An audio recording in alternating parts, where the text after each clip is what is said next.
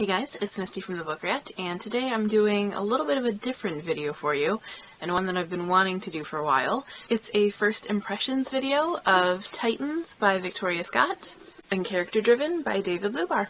So basically this is an idea I've had kicking around in my head for a while. As I'm sure you know from my abundant book hauls, I get a lot of books in my mail and there just aren't enough hours in the day or enough personal motivation for me to read all of them, and definitely not before they come out. So I can't always give you my thoughts on a book in a timely manner, even if it is something that looks interesting to me or something that I want to read. Sometimes with books like these, I'll try to feature them through an excerpt or some other way to kind of share it with you and give you an idea of the style and if it's something you want to look into. But I've been wanting to go a little more in depth, and one day it just kind of hit me that there's a perfect solution for this that's already common on YouTube, and that's the first impressions video. If you watch any beauty vloggers, you'll be well familiar with this. It's when you sort of take a product, in this case it'll be books, you test it out, and even though you can't tell people if it's your favorite yet or if it's something that you would necessarily repurchase or recommend, you can give your initial thoughts and help people kind of make a more informed decision that way. And it's kind of perfect for all of the extra books that are laying around that I know I won't get to either before their release or anytime soon with my, scary TBR. So the way I'm interpreting it for the sort of book blogger front is I'm going to take a book that I may be on the fence about, or that I may not know much about because it just showed up, or that I know I won't be getting to anytime soon, and I'm going to read just a sampling of it, the first 25 pages or so, and give you my initial thoughts, whether it's something that I would keep on my TBR, whether I would spend hard-earned cash on it, and whether I think it's something you should go pick up. So that's the general plan, and I'm going to get into it, but please let me know your thoughts on this concept for future videos, because if you like it, I will do it more frequently. But anyway, on to first impressions of today's books. I left my notes out of reach. That is so like you. Also, I'm sorry if I bobble around. I'm sitting on a yoga ball, so Anyway, we will start with Titans by Victoria Scott. I should say before I start that the synopsis for both books will be in the info below, so you can check that out there. I'm not going to waste your time by going into too much detail about that, but briefly, the plot of this is a girl from a poor family in a near suburb of Detroit who is obsessed with the Titan races. Titans are mechanical horses that they have, horse races and betting on, and she's quite taken with them, and from what I can tell, she's going to try to become involved with them in some way in the hopes of winning money and kind of helping her family. And first impressions of it are, it was engaging. It was interesting to me because as you may recall from my book haul, I was really excited about both the premise and the fact that it's set in and around Detroit, which I do think is a really genius setting for it, not only from the sort of underdog, struggling story, but also because it is mechanical, and it's appropriate, I think, to set anything like that in the Motor City.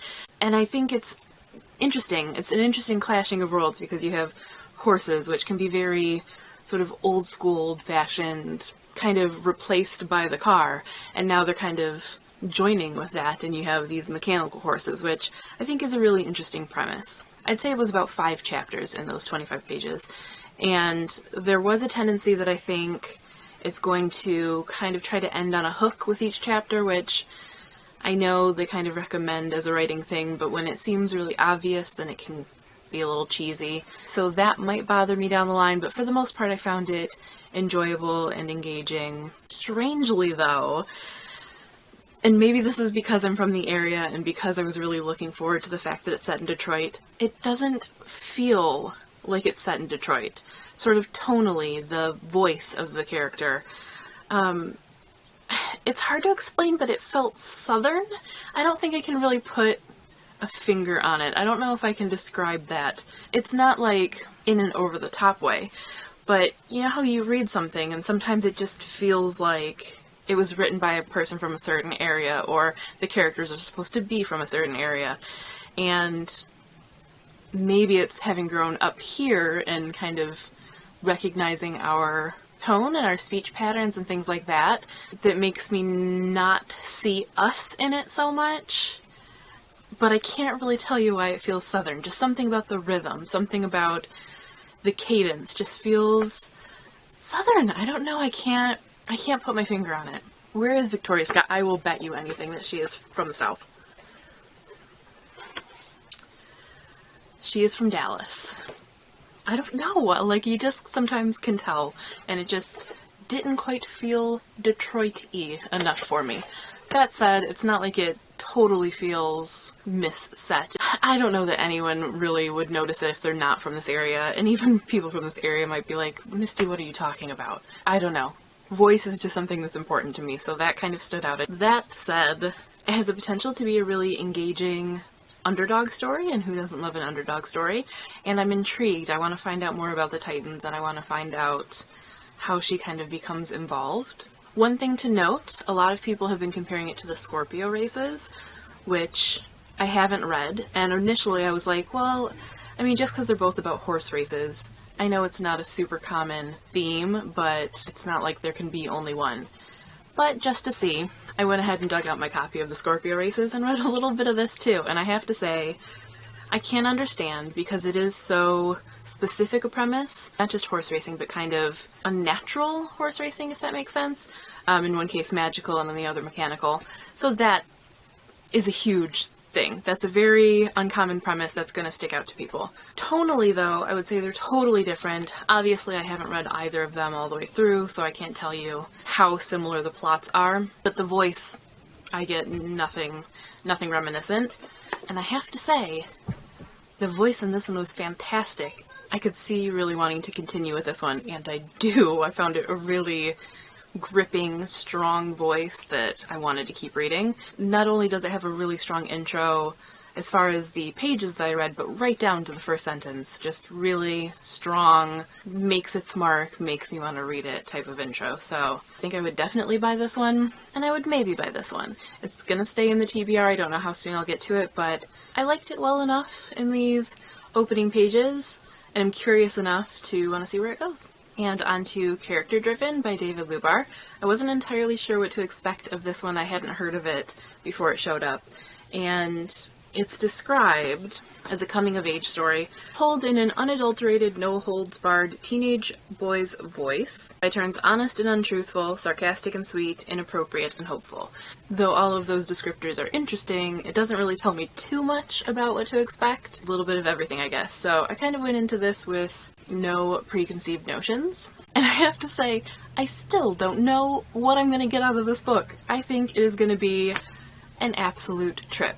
First of all, the table of contents, I knew I was in for a treat because I don't know if you can read them, but it's all like puns and quirkiness and just sets the tone right off the bat. And then you go from that kind of silliness into like this really jarring, sort of brutal intro, and then it switches again and is not that at all. And it's just, the voice is so incredibly strong in this. I think maybe it will get on some people's nerves and it might feel overdone at a certain point, and it's one that you're probably going to have to really connect with. That will determine whether you love or hate this. I have to say though, I love a strong voice. It makes a book memorable, it sets it apart from others, and you can pick those characters out of a crowd. It becomes more visceral, like someone you know. This has the potential for that. It is one of the weirdest and strongest openings I've read in a while, and one of the absolute strongest voices I've read in ages. Potentially unreliable narrator, I know some people don't like that. A definitely very quirky one, and I know some people don't like that, but you know I love a good dose of quirkiness. And I just genuinely have no idea what I'm gonna get with it, and that to me is very exciting. There's just no chance that it's gonna be a boring book. I want to know what this author is going to throw at me, so that one's going to be an interesting one. So my first impressions and general recommendations on these two, which turned into 3 books: possibly buy, probably buy, definitely buy, and what am I getting myself into?